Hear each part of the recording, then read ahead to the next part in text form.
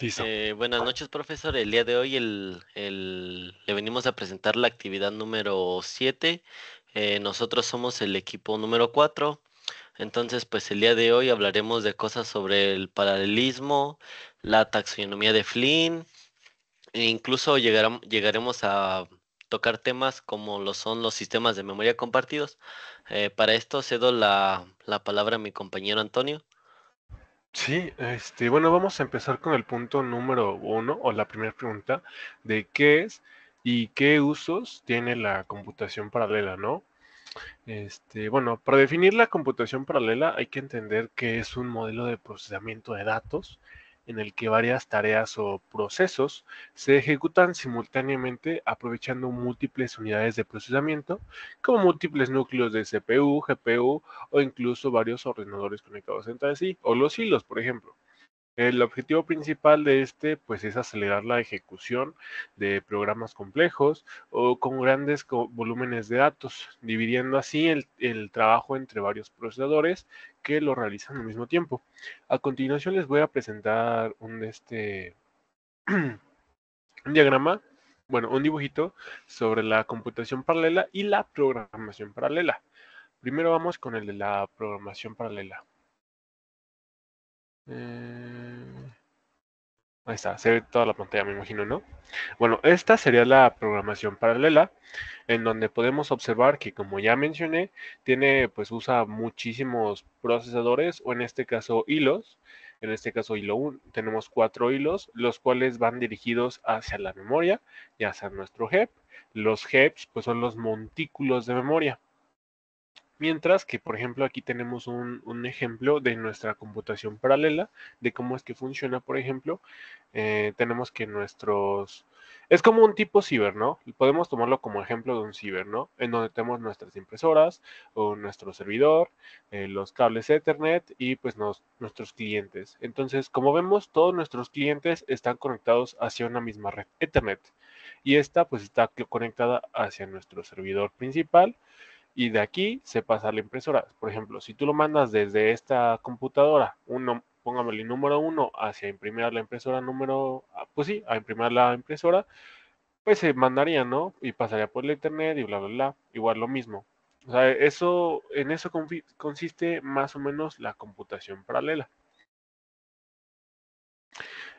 Investigando un poco, encontré que diversas, definiciones. La número uno sería, por ejemplo, de la Universidad de Stanford. Esta tiene un código de CS149 y nos define la computación paralela como la técnica para dividir problemas complejos en subtareas que pueden ejecutarse simultáneamente sobre diferentes núcleos de procesamiento, reduciendo así el tiempo de ejecución. También tenemos, por ejemplo, un libro que se llama Parallel Programming in C with MP and OpenMP.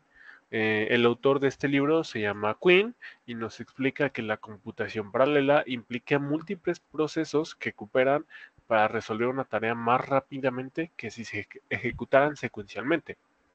Mientras que en otras páginas web, como por ejemplo Intel Developer Zone, nos menciona que la computación paralela se ha vuelto crucial en áreas como la inteligencia artificial, las simulaciones científicas y el procesamiento de imágenes y análisis de grandes datos, grandes cantidades de datos. Con esto, pues tenemos que sus características principales son, número uno, el uso de múltiples procesadores o núcleos o hilos. Número 2, la ejecución simultánea de partes de un programa. Número 3, una mayor eficiencia en el tiempo de cómputo. Y pues esto lo hace ideal para tareas que requieren procesamiento masivo, como simulaciones, como inteligencia artificial, como análisis de Big Data, etcétera. Como sabemos, y hemos visto, vaya, nuestros procesadores pues están compuestos por muchos núcleos y muchos hilos. Entonces lo que hace la computación paralela es utilizar, en vez de solamente uno, utilizar varios para hacer una misma tarea o varias tareas a la vez y así ser más eficientes y eficaces. Bueno, les voy a presentar un poquito de la historia de la computación paralela. Tenemos que en las décadas bueno, la computación paralela, para que el que no sepa, no es una idea reciente. Su desarrollo pues ya ha estado ligado al crecimiento de una necesidad de tener un mayor poder de procesamiento en distintas áreas como la ciencia, la ingeniería y más recientemente, en los últimos años, la inteligencia artificial.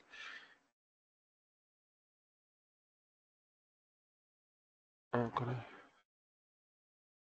Ah, bueno, ¿me sigo viendo bien? ¿Sigues viendo? Ah, ok. Bueno, en la década, es que se me puso Sam en primer plano. Bueno, en la década de 1950 tenemos nuestros primeros conceptos, que es cuando empezaron como que las teorías, ¿no? Pues comenzó a explotarse la idea de que ejecutar múltiples tareas a la vez se pudiese mejorar el rendimiento. Como sabemos, pues los procesadores de aquellos años eran muy austeros, tenían muy pocas capacidades, entonces pues comenzó apenas como que a explorar esto, ¿no? Y fue cuando empezaron a surgir las primeras supercomputadoras tempranas. Estos en sí eran sistemas experimentales que utilizaban múltiples unidades de procesamiento y un ejemplo notable sería la computadora ELIAC IV de 1966, la cual fue una de las primeras en usar el procesamiento paralelo a gran escala. A continuación les presentaré una imagen de la ELIAC.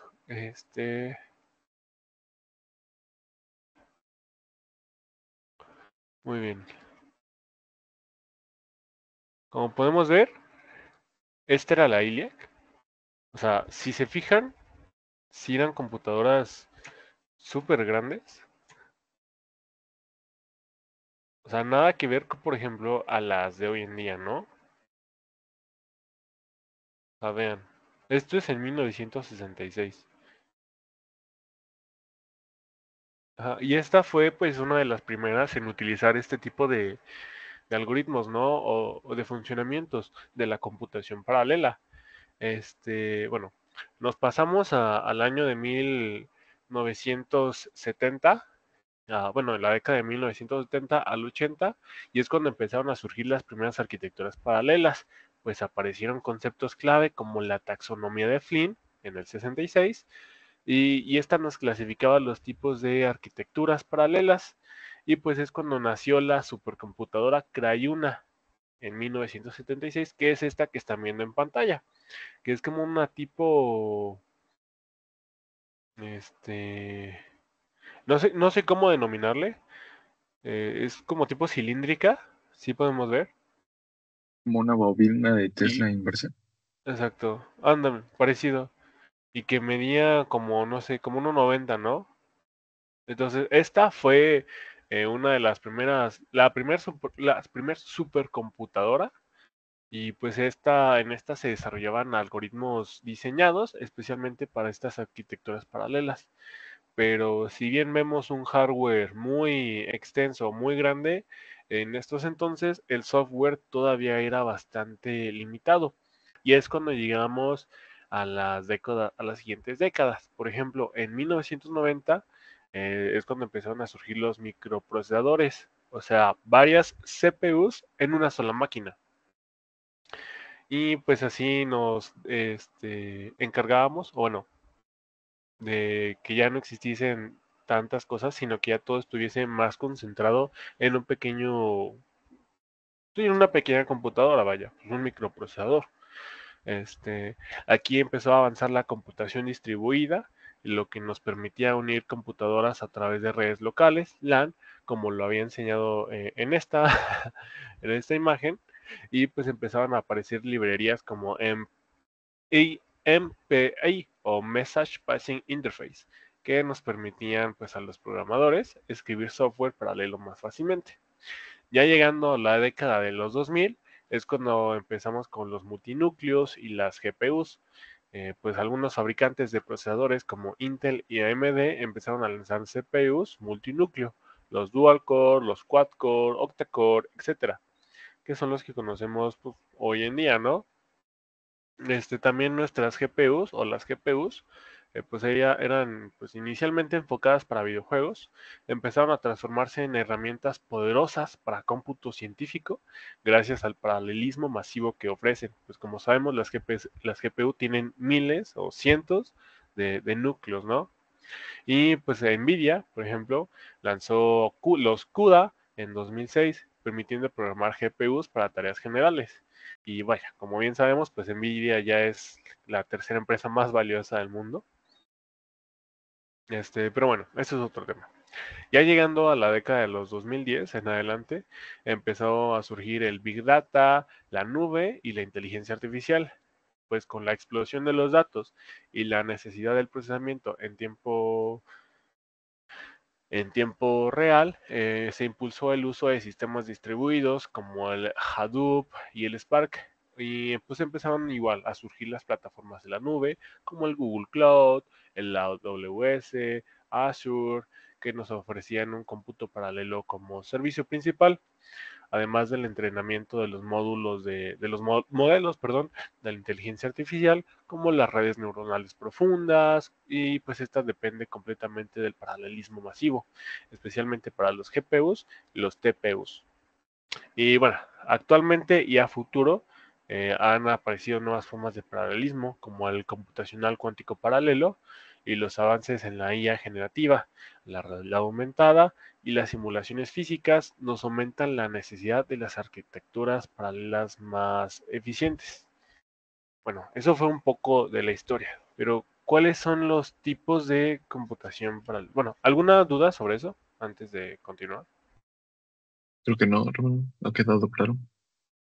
¿O algo que quieran añadir? Mm, Pues realmente todavía no. Ok, muy bien. Ahora vamos a continuar pues con los tipos de... Ya vimos un poco de su historia, pero bien, ¿cuáles son los tipos de computación paralela? Primero pues tenemos el paralelismo a nivel de datos o el Data Level Parallelism, DLP. Pues se consiste en bueno, es un tipo de paralelismo que aplica la misma operación a diferentes partes de un conjunto de datos. Es común en el proceso vectorial y en las unidades de procesamiento gráfico, o GPU. Creo Pues que se te un cortó el ejemplo. audio. ¿Mande? ¿Alguien lo escucha? Si te escuchamos, Sí, te escuchamos bien. Paco, soy yo. ¿de qué? Un segundo. ¿Todo bien? Yo No, te he están estado escuchando preguntando a alguien. perfectamente. Soy yo. Bueno, yo los escucho bien. Bueno, Espérame un los momento. tipos, bueno, Ahorita se sí, volvió a unir. bueno, igual yo prosigo. Este, la computación paralela pues puede clasificarse según la forma en que se distribuyen las tareas o los datos entre los distintos elementos de procesamiento. Entre los principales tipos pues destaca el paralelismo a nivel de datos, que este tipo de paralelismo se basa en aplicar la misma operación a distintos bloques de datos de forma simultánea y pues es ampliamente utilizado en las GPU o las unidades de procesamiento gráfico que procesan miles de datos en paralelo. Un ejemplo de ello pues es procesar millones de píxeles en una imagen o aplicar un cálculo matemático en conjunto a un conjunto grande de valores, ¿no? Otro tipo sería el paralelismo a nivel de tareas. Aquí, diferentes tareas o procesos independientes se ejecutan al mismo tiempo, cada uno pues con sus propios datos y funciones y se implementa comúnmente mediante hilos o procesos paralelos. Su ejemplo más común es en la aplicación multimedia, pues un hilo puede gestionar el audio, otro hilo puede gestionar el video y otro hilo puede gestionar la interacción del usuario, otro hilo el internet y etcétera, etcétera, etcétera, ¿no? Otro tipo que tenemos es el paralelismo masivo. En el paralelismo masivo, miles o millones de procesos trabajan en conjunto para resolver un solo problema. Esto pues es más típico en supercomputadoras y en GPUs modernas.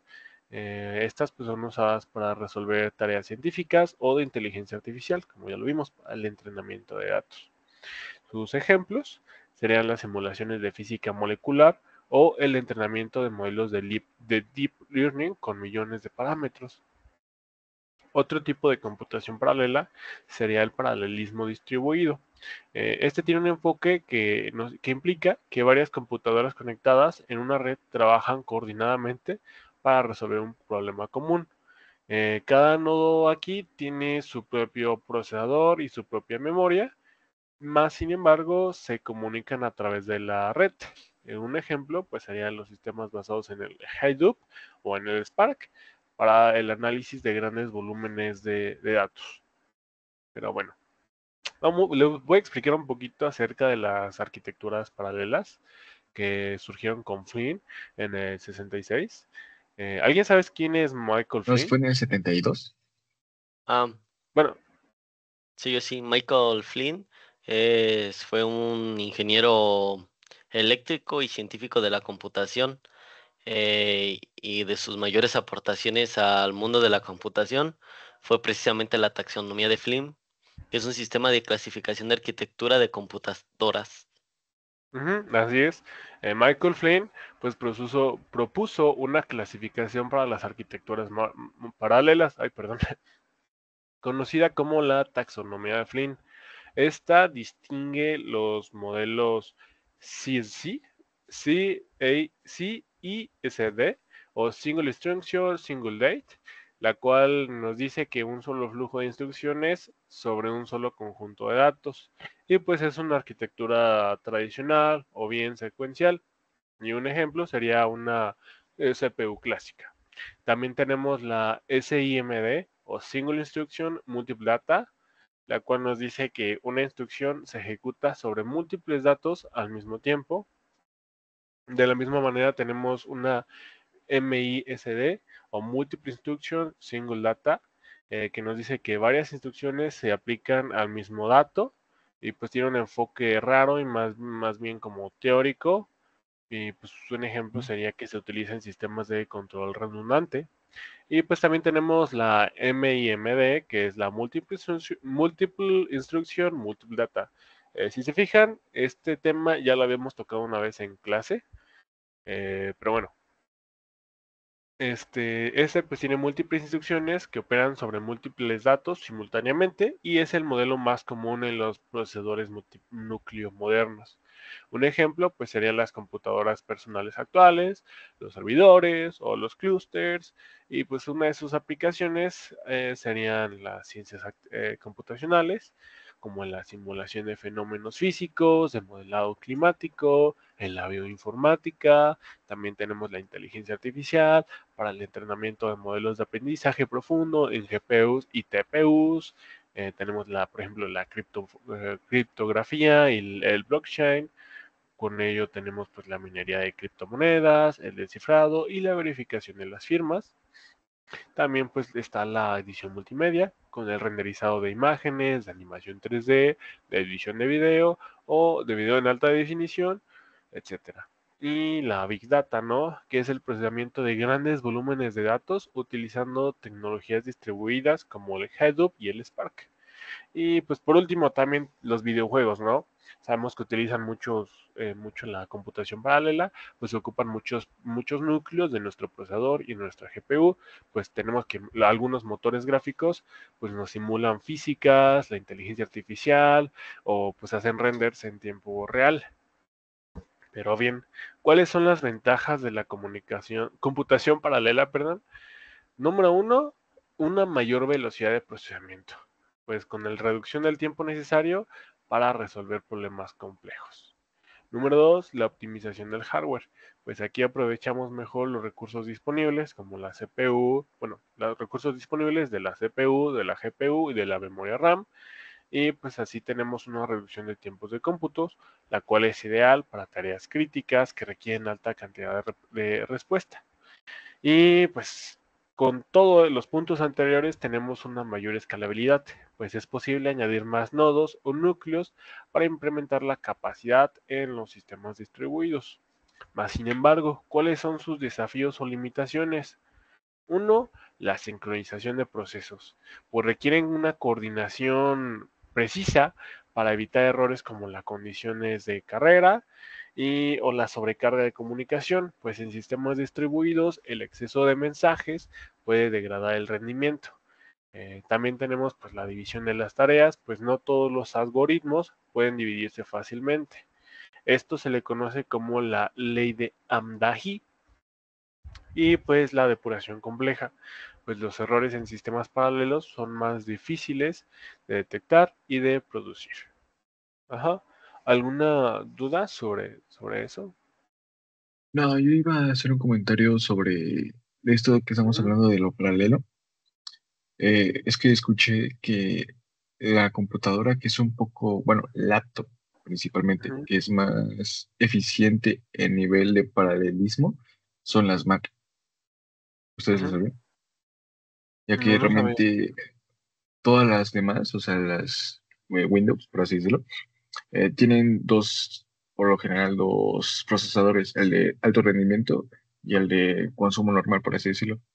Para que brinde su mayor consumo, necesita estar enchufado y ahí entrarían principalmente los de alto rendimiento. Sin embargo, las Mac están construidas con una arquitectura con los que tienen procesadores de alto rendimiento que funcionan perfectamente con sus baterías. O sea, no necesitas enchufarla a la luz para que den un alto rendimiento. Eso es lo que me gustó de eso, de que me enteré de paralelismo de los procesadores de las Mac. Ujú. No, eso no lo sabía. Bueno, si quieren, pues continuamos con la tabla taxonómica. Ah, ok. Bueno, la tabla taxonómica de la arquitectura de paralela se caracteriza, tiene como base la taxonomía de Fly, que es como que la base principal con la cual se basaron las demás. Como ya había comentado Antonio, está la de SISD, que es de simples instrucciones y simples datos. También está el SIMD, simples instrucciones, múltiples datos. MISD, de múltiples instrucciones, simples datos. Y MIMD, múltiples instrucciones, múltiples datos. Ahí sería retomar un poco de lo que dijo Antonio, que simples instrucciones y simples datos, nomás como su nombre lo dice, un único flujo de instrucciones y un único flujo de datos, que es un sistema secuencial. El simple instrucciones y múltiples datos, instrucciones que aplican simultáneamente a múltiples datos. Esto requiere unidades de procesamiento vectorial. También está múltiples instrucciones, simples datos, múltiples instrucciones que procesan un único flujo de datos.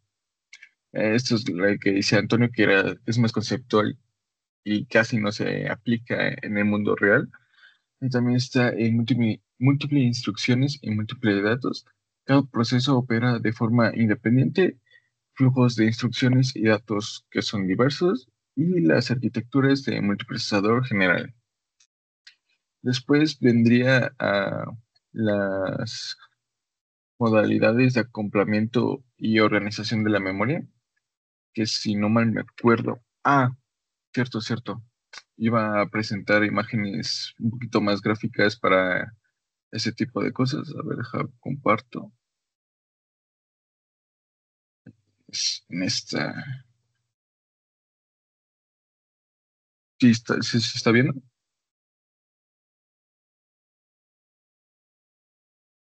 ¿O no se está viendo? ¿O no me están escuchando?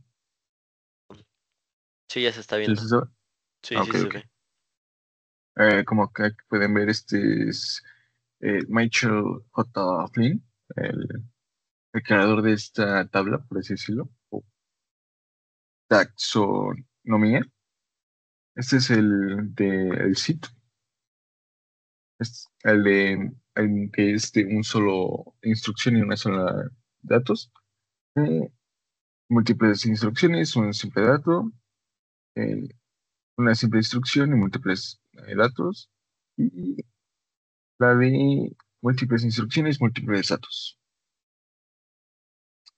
Después vendría a ser, como esta no es esta fue la base, tiene muchas ineficiencias porque no se adaptó a las nuevas tecnologías o avances tecnológicos con los que se está haciendo actualmente, por lo cual se llevan a cabo estos modelos de acoplamiento, que serían la UMA, la Uniform Memory Access, que es principalmente de memoria, la memoria física uniforme compartida por todos los procesadores, comunicación, perdón, lo que estoy diciendo son características de la UMA. Sería comunicación a través de buses comunitarios o una red multietapa. Cada procesador puede tener un caché privado. Un ejemplo de esto sería utilizando el sistema SMP clásico. Después vendría también el COMA, que es Cache Only Memory Architecture, perdón por mi inglés. Toda la memoria física se trata como un caché diseñado para minimizar la latencia en el acceso de todos los datos. Esto, un ejemplo sería la arquitectura especializada en entornos como que requieren alta velocidad de acceso. Después vendría la NUMA, que es la NUM Uniform Memory Access. Eh, Memoria compartida, pero con tiempos de acceso variable según la proximidad del proceso. Tres patrones de acceso: el local, el global y por módulos. El modelo escalable es para grandes sistemas de multiprocesador. El ejemplo sería un sistema KSR1 que se utiliza en servidores y supercomputadoras. También sería los procesos SS, bueno, no es cierto, es CC UMA y CC NUMA, que incorporan protocolos para mantener la coherencia del caché en entornos de memoria compartida y permiten operaciones de entrada y de salida coherentes y de distribución de cargas. Un ejemplo sería la cruciales en el diseño de sistemas multiprocesamiento modernos. Y para dar un poquito más de contexto a esto que estoy diciendo, voy a volver a compartir pantalla.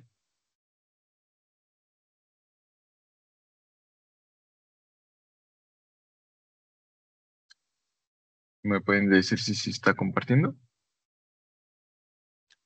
Sí, ya se Sí, ve. se ve bien. Ok. Como pueden ver aquí, este sería el UMA, el Uniform Memory Access. Este sería un pequeño diagrama, el cual era como el que compartía Antonio, de esta, por así decirlo, de la Cybercafé, un poco parecido. Aquí sería el SS UMA, Cache Current Uniform Memory Access. Después vendría siendo el NUMA, que es Non-Uniform Memory Access. Después el CC NUMA, el Cache Current No Uniform Memory Access. Y este sería el COMA, el Cache Only Memory Access. Este, mm. Después vendría la parte de otro subnivel, por así decirlo, que serían ya las arquitecturas especializadas paralelismo, que serían los procesadores matriciales, que sus características serían conforman por múltiples elementos de procesado, supervisados por una unidad de control, organizados en arrays o una red de sincronización. No disponen de contador de programa convencional, emplean unidades de memoria autosecuenciales.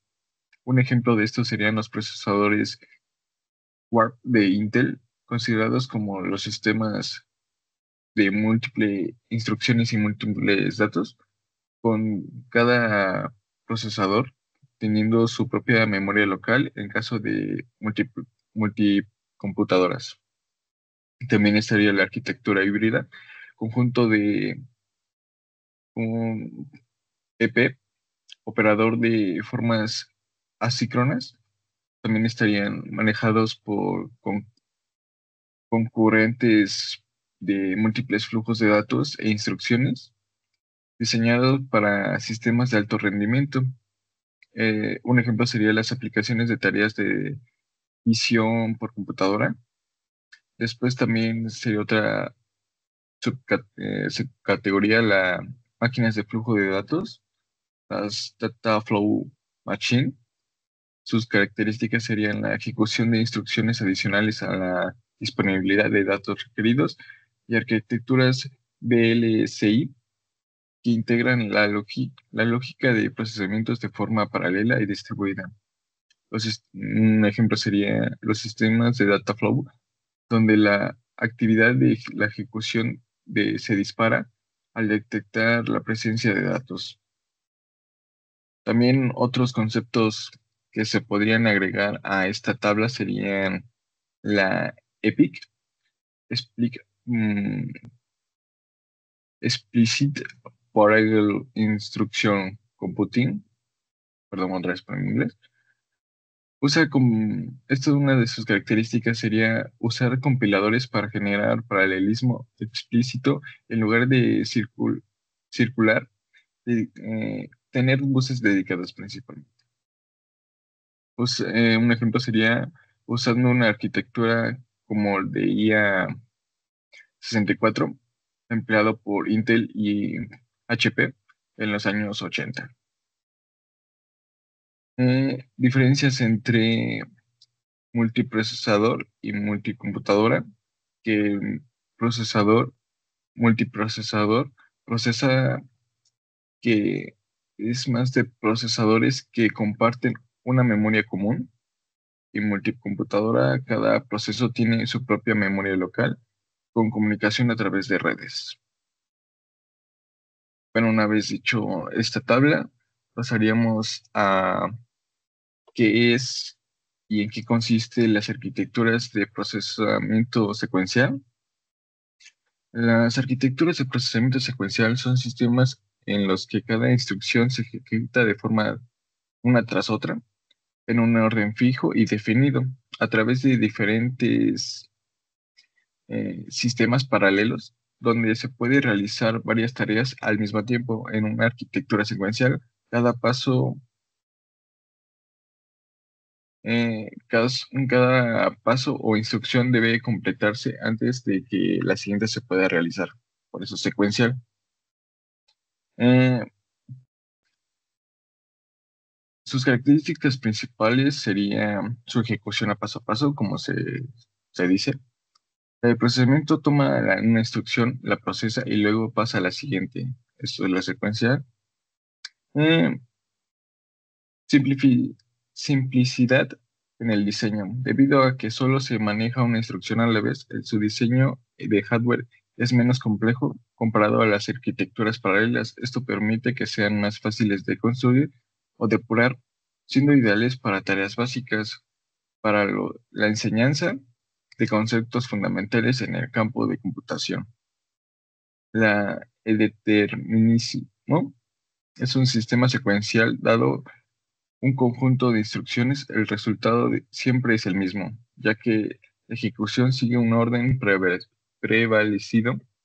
Esto aporta estabilidad, predictibilidad en el funcionamiento del sistema.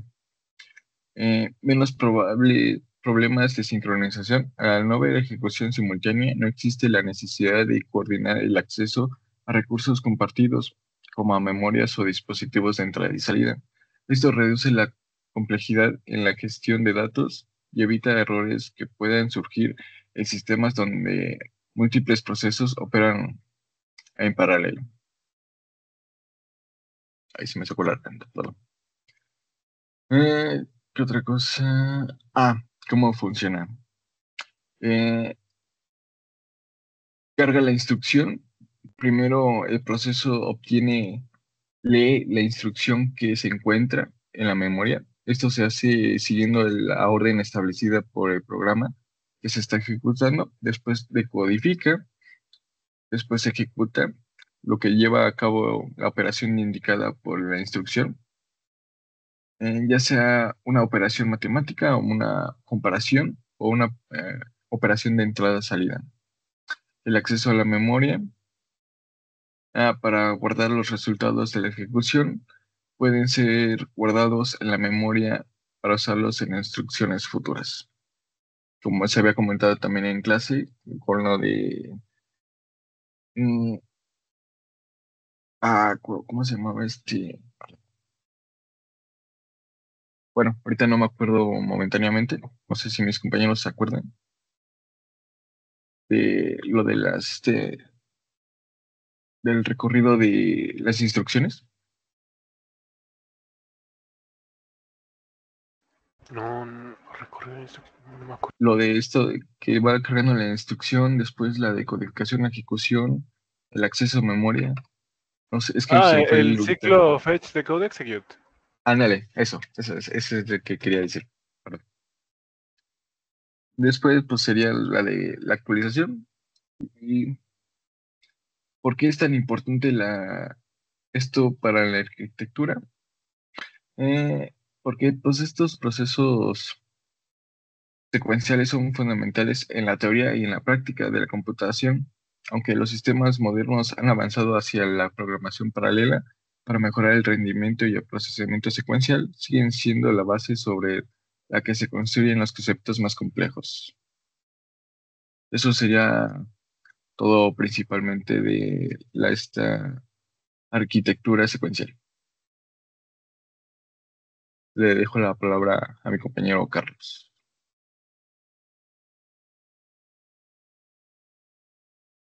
Ok, entonces yo pasaré a presentar qué es la taxonomía de Flynn y en qué consiste. Primero pues voy a dar bueno, ya di esta pequeña presentación, pero lo voy a volver a repetir para retomar el camino. Principalmente el sistema de Flynn es un sistema que se encarga de clasificar las arquitecturas de computadoras. Pues este sistema fue propuesto por un ingeniero eléctrico e investigador bueno, fue más que nada un científico de la computación, se llamaba Michael J. Flynn, y este sistema o esta manera de clasificar las arquitecturas fue propuesta por él en un artículo que publicó en 1966, el cual se titulaba Very High Speed Computing Systems. Bueno, en este, este sistema de clasificación fue una forma muy buena de revolucionar la forma en la que se entendía el diseño de procesadores al introducir una categorización basada en el manejo de flujos, de instrucciones y datos, que se les conoce como Instruction Pool y Data Pool, lo que permitió analizar y comparar diferentes enfoques de computación paralela. La taxonomía de Flynn se centra en en dos dimensiones clave: el flujo de instrucciones y el flujo de datos. El flujo de instrucciones se refiere a la secuencia de operaciones que el procesador debe ejecutar, mientras que el flujo de datos son los valores u operandos sobre los que actúan dichas instrucciones. Al combinar estas dos dimensiones, bueno, se llegó a identificar cuatro categorías principales, que pues describen cómo las computadoras procesan la información. Mis compañeros ya mencionaron algunas, creo que llegaron a mencionar tres, pero pues yo las voy a tratar de una manera un poco más breve y concisa. Bueno, tenemos la primera, que es la SysD, que bueno, esas son las siglas. Estas siglas significan Single Instruction, Single Data. Esto quiere decir que la arquitectura SysD representa el modelo de computación más básico y tradicional, donde un único procesador ejecuta una sola instrucción a la vez sobre un único dato. Es el paradigma clásico de la programación secuencial.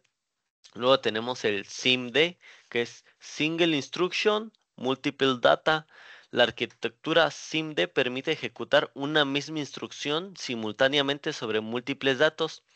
Esto es ideal para operaciones vectoriales y matriciales, donde se aplican los mismos bueno, sí, donde se vuelven a aplicar muchas veces las mismas instrucciones sobre diferentes conjuntos de datos. Esto permite, bueno, es muy efectivo para procesar una cantidad exorbitante de datos.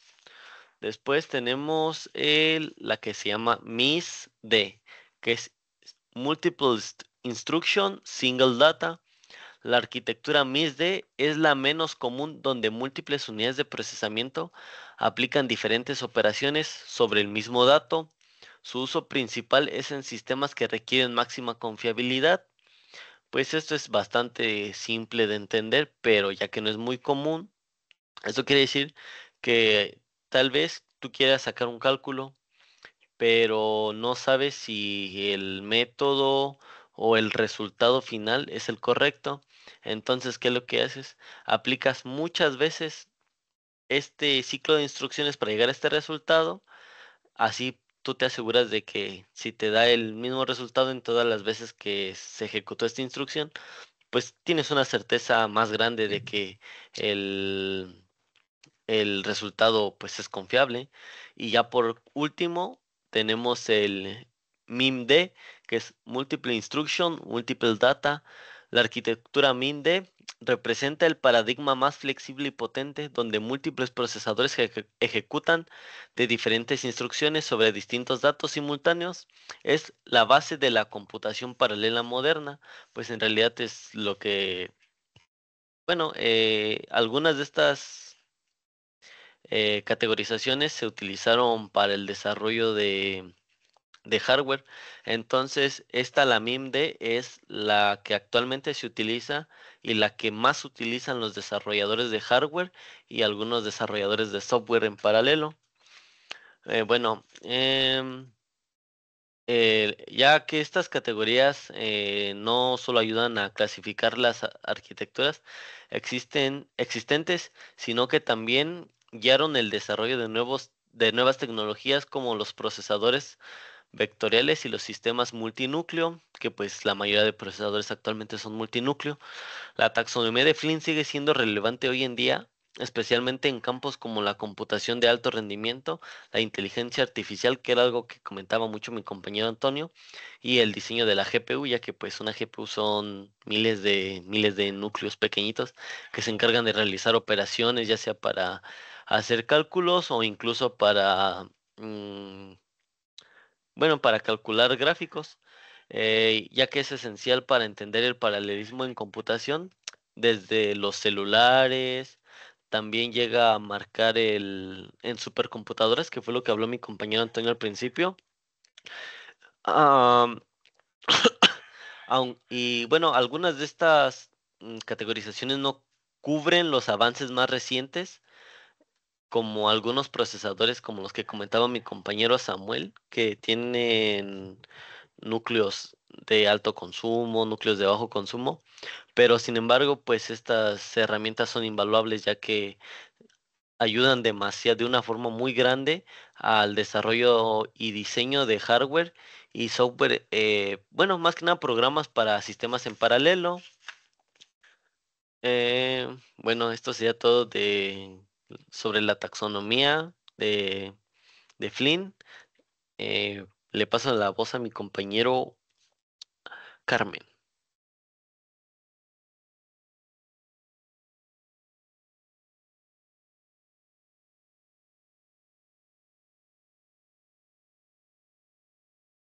No se te escucha. No te escuchamos, hermano.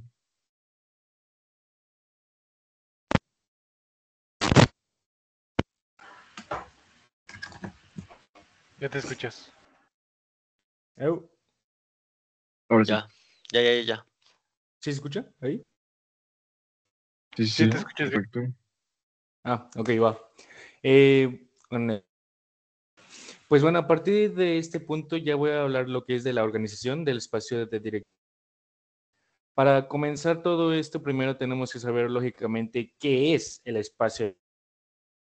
Pues bueno, para esta parte voy a comentar que se trata del conjunto de dirección que puede utilizar más bien un procesador para acceder a datos o es decir, por ejemplo, cada dato y cada instrucción, justamente como cada variable en el programa, se guarda.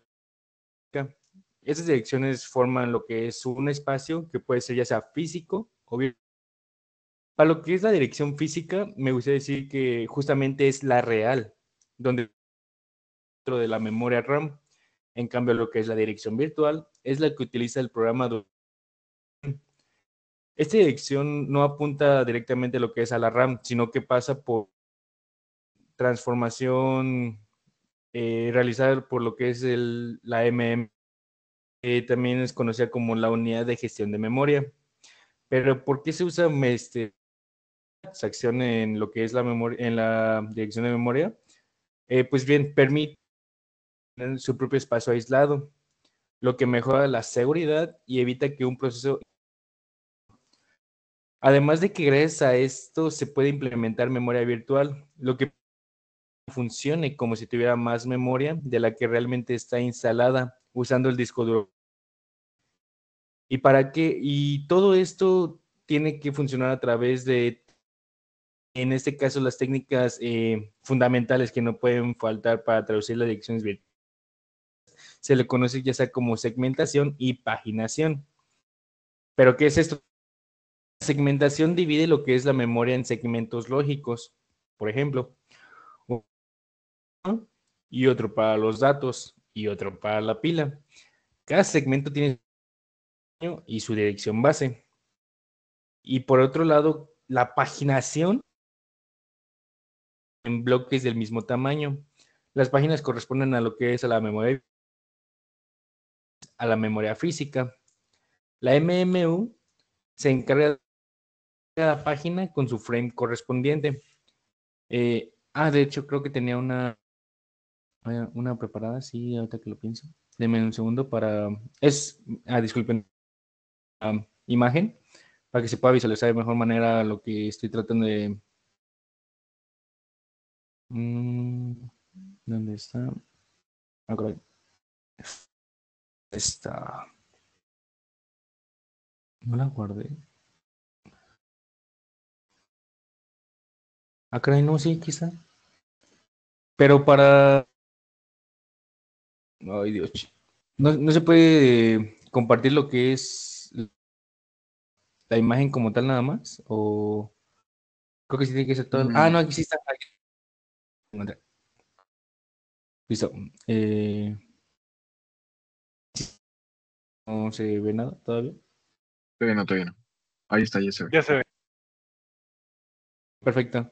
Pues bueno, esta es la imagen que quería mostrar más que nada para que se visualice lo que es la organización del espacio de direcciones de memoria.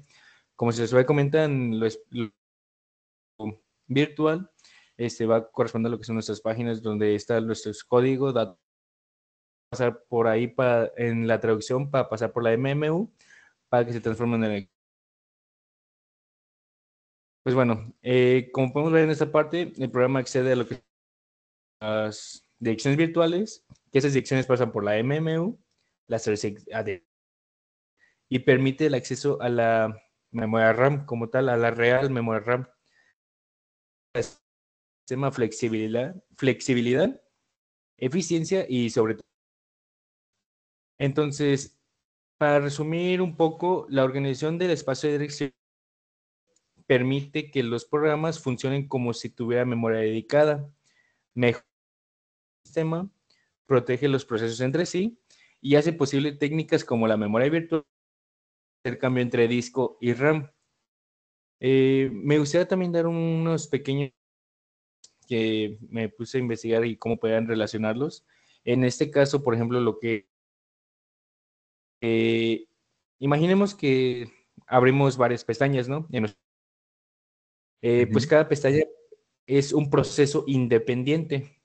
Sino de lo que es el navegador, cada pestaña pensaría que tiene su propia memoria, o sea, memoria virtual, pero físicamente todo está compartido. Entonces, gracias a la organización del espacio de direcciones de memoria, Se te está trabando, ¿mande? se te está trabando un poquito. Ah, ¿Se me traba? Sí, de Poquito. repente como que se corta. Pero tú continúa. Más o menos. Ah, bueno, Se va perdón, entendiendo luego lo que vas diciendo. gracias a la organización del espacio de dirección de memoria, cada pestaña cree que tiene lo que es su propia memoria, una combinación de memoria física y memoria virtual en nuestro sistema. Y se está traduciendo todo a través de la MMU. O por ejemplo también, el caso de los videojuegos de hoy conocemos, por ejemplo, no sé, el GTA X, mundo abierto, en los cuales los mapas son enormes, hay personajes, hay de todo en los videojuegos como tal ya. Entonces, o sea, en el momento no cabe al mismo tiempo en la memoria RAM. Entonces, el sistema es la memoria virtual para que el juego piense que tiene acceso a lo que es toda la memoria. Mueve datos entre la RAM y disco de manera automática. También este es un proceso que se llama hopping.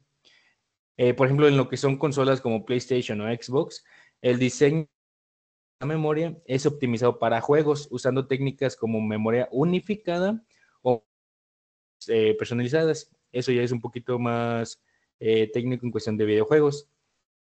Y por ejemplo, ¿qué pasaría en caso de que no existiera lo que es nuestra memoria virtual? Nuestra memoria virtual, los programas tendrían que gestionarse manualmente y solo a la vez, como lo habíamos comentado ya en clase, como en los años 60, o sea, un programa podrá ejecutarse en el momento que se está utilizando de procesos ni multitarea real. Además de que cada programa tendrá direcciones físicas, colocar sus datos, lo que sería desastroso si dos programas escriben accidentalmente en la misma zona. Y por ejemplo, ¿qué tan grande es? Pues bueno, lo que es nuestro espacio de direcciones se va a calcular a través del que manejamos en el sistema. Por ejemplo, en sistemas de 32 bits, perdón, el espacio de almacenamiento se calcula simplemente 2 elevado a lo que es a la 32, que es un total de 4 gigas. Pero, por ejemplo, si lo cambiamos a un sistema en límite teórico, es de 2 a la 64, lo que sea 18. O sea, es una cantidad ridícula de memoria RAM. Y es una memoria RAM que obviamente pues no tenemos. Pero ya con eso el sistema puede asignar espacios gigantes a los procesos, incluso sin completo. Entonces, para entender lo que es la dirección de memoria, me gustaría que entren en una imaginación en la cual nuestra memoria física inicia lo que sea nuestra RAM, ¿sí? La memoria virtual son los apartados, los inquilinos. ¿Quiénes son nuestros inquilinos? Los programas. Y no cree que tiene todo el edificio para él, porque el conserje la se encarga de llevar a los cuartos correctos sin que se crucen con otros en el mismo cuarto. De esa manera, con esta analogía podemos entender lo simple de cómo funciona nuestra dirección de memoria. No sé si hay alguna duda. Ya quedó de cierta manera claro. Lo voy a poder repetir un poquito, nada más para ver si me quedó claro. Era estos habitantes eran los programas y el conserje se vendría siendo la traducción del MMU. ¿Sí? La MMU se encarga justamente de llevar a los cuartos correctos sin que se crucen con otros. Ah, ok. Entonces, Sí. justamente, esa es la parte de la traducción, de que se convierte de virtual a físico. Ah, ok, ok. Sí. Gracias. Si ya no hay otro comentario, pues será todo de este punto. Ok. ¿Me escucha? Te escuchamos. Ok. Bueno, yo voy a pasar a presentar el último punto. El último punto, pues, hablaba sobre los sistemas de memoria compartidos. Más específicamente, pedía que se profundizara sobre las redes de interconexión dinámicas, pero pues antes tengo que dar una pequeña introducción. Los sistemas de memoria compartidos son una clase de arquitecturas multiprocesador en el que múltiples unidades de procesamiento, ya sean CPUs, núcleos, aceleradores, GPUs, cualquier unidad que pueda realizar cálculos, acceda a un espacio de memoria en común, permitiendo que todos los procesadores, por poner un ejemplo, vean un único conjunto de direcciones de memoria. Pues estos sistemas tienen algunas características, como lo son la memoria uniforme accesible, que es en su forma más simple, todos los procesadores acceden a cualquier ubicación de memoria con el mismo tiempo de latencia. Luego se tiene la comunicación implícita, que los procesadores interactúan leyendo y escribiendo en ubicaciones de memoria compartida, eliminando la necesidad de comunicación explícita mediante mensajes. Coherencia de caché. Como cada procesador puede tener su propia caché, se requieren protocolos de hardware para garantizar que todas las CPUs vean una misma consistencia de datos. Esto quiere decir que no se escriban dos veces el mismo dato, que se esté realizando una operación y se ponga el dato de una operación que ya se había realizado porque otra CPU ya la realizó tiempo antes. Y también está la sincronización. Se implementan mecanismos como semáforos, mutex y barreras de memoria para coordinar el acceso concurrentes a recursos compartidos. Bueno, estas características pues principalmente son, son maneras de administrar el acceso a las memorias de, por ejemplo, en este caso, un grupo de procesadores. Eso es importante ya que, por ejemplo, puede que tengamos, por ejemplo, en este caso, dos CPUs y, por ejemplo, se le dé la instrucción de realizarla.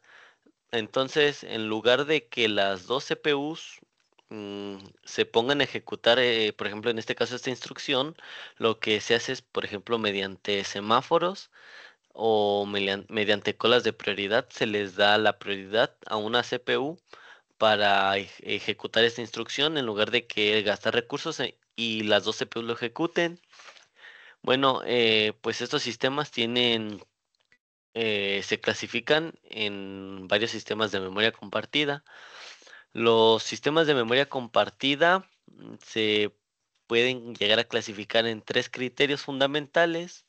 Pues estos criterios tienen implicaciones muy críticas en temas como el rendimiento, la escalabilidad y la programabilidad del sistema. Bueno, el primero de estos tres criterios es la organización física de la memoria. Aquí tenemos, bueno, son como, sí, se les considera como modelos principales, que es el UMA. Bueno, de esto ya habían hablado. Es el UMA, que es Uniform Memory Access, el cual quiere decir que todos los procesadores acceden a cualquier dirección de memoria con la misma latencia. Consta de una sola programación sencilla, un solo controlador de memoria centralizado y un único bus compartido o crossbar como interconexión. Por contraparte, se tiene el NUMA, que es Non-Uniform Memory Access. La memoria se divide en bancos asociados a grupos de CPUs, como por ejemplo puede llegar a ser el caso de las cachés. La memoria se divide ya que la latencia de acceso a memoria depende de su ubicación física. Esto es muy importante ya que es un- ¿cómo se puede decir? Es un parámetro que se toma muy en cuenta al momento de medir el rendimiento de los sistemas.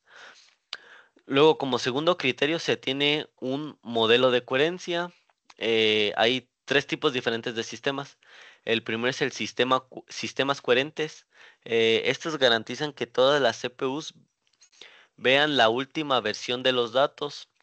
Esto quiere decir que se actualiza de igual manera para todas las CPUs después de que se ejecutan las instrucciones. Luego tenemos los sistemas no coherentes, que es la contraparte de los sistemas coherentes. Estos no garantizan coherencia automática porque se usan en aplicaciones con peticiones explícitas de datos o también se llegan a utilizar en sistemas donde el mismo software gestiona la coherencia, como puede llegar a ser el sistema operativo. Hace rato Samu comentaba sobre las MacBooks. Bueno, esta tiene una explicación muy sencilla. Es que su software está específicamente trabajado o hecho para trabajar en sincronía con su hardware. Digamos, por así decirlo, que prácticamente, ya que, bueno, es más fácil hacer software para una sola arquitectura que para muchas arquitecturas. Entonces, esta es la verdadera razón por la que las MacBooks, por ejemplo, incluso sin cargador, no llegan a perder rendimiento. ¿Por qué? Porque la arquitectura está especialmente diseñada para trabajar con su software. Y por ejemplo, otro caso muy conocido es el de las fotos de Instagram. ¿Por qué los iPhones suben historias de mejor calidad que los de Android? Pues es precisamente lo mismo, porque el software está diseñado específicamente para trabajar con el hardware. No es lo mismo hacer un software para 4 teléfonos que salen en todo el año, que es por ejemplo el caso de Apple, que para, no sé, 100, 200 teléfonos que salen en un año de Android. Bueno, y como tercer sistema, pues tenemos el sistema de consistencia relajada. Pues esto es muy simple, que permite el reordenamiento de operaciones para un mejor rendimiento. Y como tercer criterio, se tiene el método de interconexión. Bueno, este es, como su nombre lo dice, es bastante sencillo. Es la manera en la que los procesadores se comunican entre sí o se comunican con el almacenamiento. Bueno, sí, tenemos dos, que es el basado en bus, el cual es un sistema con un único canal compartido, pero un ancho de banda limitado. Esto pues para sistemas de un solo procesador, pues es bastante eficiente, pero cuando se implementan muchas CPUs, pues ya es muy, no es muy, no es muy aceptable. Y por contraparte tenemos las redes de interconexión dinámica. eh, Voy a dar una pequeña introducción, el cual quiere decir que son sistemas de comunicación reconfigurables utilizados en arquitecturas multiprocesador de memoria compartida. Bueno, ahora profundizaré sobre el tema. Pasaré a hablar sobre las redes de interconexión dinámicas.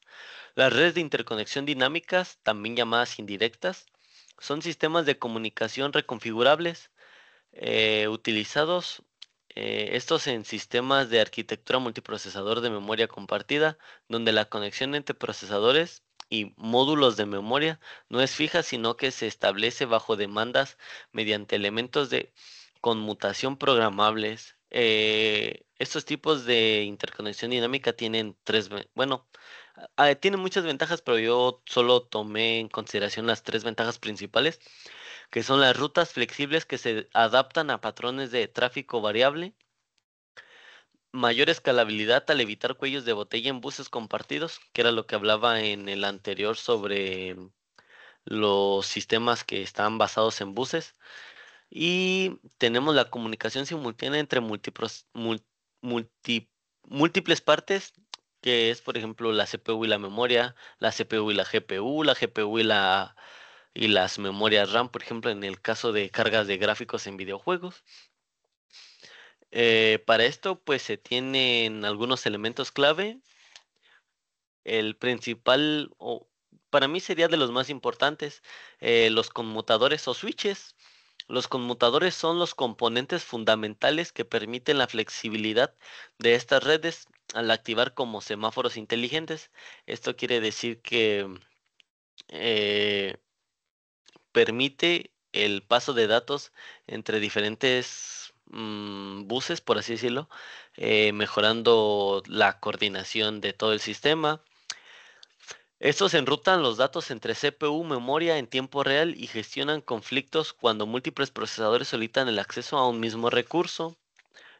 Pues esto tiene, por así decirlo, tiene varias maneras de asignar permisos, como por ejemplo la topología multietapa. Las redes dinámicas suelen organizarse en capas de conmutación para balancear costos y rendimiento, y cada etapa reordena las rutas, los mejores conocidos como shuffles, o sí, creo que es shuffles, para evitar congestiones. Y pues se tiene un protocolo de arbitraje. Pues estos mecanismos principalmente son para resolver conflictos cuando múltiples CPUs compiten por recursos. Esta es la de las maneras más efectivas, ya que asigna turnos predefinidos, alterna solicitudes equivalentes de forma equitativa y favorece las solicitudes más antiguas, o sea, sería como un FIFO, un first in, first out, el primero que entra es el primero que sale. Y pues las redes dinámicas en general son una parte, como ya lo vimos, muy importante, ya que la mayoría de sistemas, sí, yo consideraría que la mayoría de sistemas actuales pues son multiprocesador, ya que a lo mejor no, una PC no tiene, esto fue lo que nos comentó el profesor, es como un semiparalelismo, ya que a lo mejor y una computadora no tiene diferentes CPUs, pero sí llega a tener varios núcleos cada CPU, entonces se considera como un semiparalelismo. Entonces, pues estas tecnologías enfrentan algunos desafíos como la eficiencia. eh, bueno, aquí hay un dato curioso, que el consumo energético más grande de un supercomputador, pues es precisamente el de administrar los sistemas de memoria entre memorias, GPU y CPU, teniendo hasta un 40% del consumo total energético. O sea que, bueno, bueno, esto quiere decir que pues tiene un gran reto, ya que se podrían tener grandes avances en cuanto al consumo energético si se encontraran muchas maneras de mejorar este tipo de sistemas, ya que pues como vimos es hasta el 40% del consumo energético. Y bueno, con esto finalizo el punto número 7. No sé si alguien tenga algo que agregar. Mm, Sí, ¿No? yo Ah, hace rato comentaba sobre la ley de Amdahl y la ley de Gustafsson, perdón. Entonces nomás se las voy a explicar así de rápido. Estos pues son dos principios informáticos que se utilizan para analizar el rendimiento de la computación paralela. La ley de Amdahl predice el impacto de mejorar componentes de un programa, mientras que la ley de Gustafsson propone aumentar el tamaño de los problemas. En el caso de la ley de Amdahl, se asume que los requerimientos de cómputo no cambian cuando aumenta la potencia del procesamiento y se determina la aceleración general en función de la porción de código mejorada y el alcance de mejora. Mientras por otra parte, la ley de Gustafsson propone aumentar el tamaño de los problemas para aprovechar al máximo la potencia de cálculo disponible, y pues así nos establece que el aumento del tamaño del problema en máquinas grandes puede mantener la escalabilidad con respecto al número de procesadores. Y bueno, pues bueno, la de Gustafsson, pues es adecuada cuando un algoritmo puede ajustar dinámicamente la cantidad de cálculo para igualar la paralelización disponible. Por el contrario, la ley de Amdahl es más adecuada cuando la carga de cálculo es fija y no puede alterarse significativamente mediante la paralelización. Estos pues son dos conceptos fundamentales sobre la computación paralela, pero quería aclararlos de qué era, porque hace rato los había mencionado. ujú. Gracias por compartirlo, hermano. ¿Alguien que quiera añadir otra cosa? No, Mm, ¿No? ¿Ya sería todo? bueno, entonces procedo a despedir. Muchas gracias por su atención y nos vemos en clase. Ya. Muy bien, entonces termino grabación.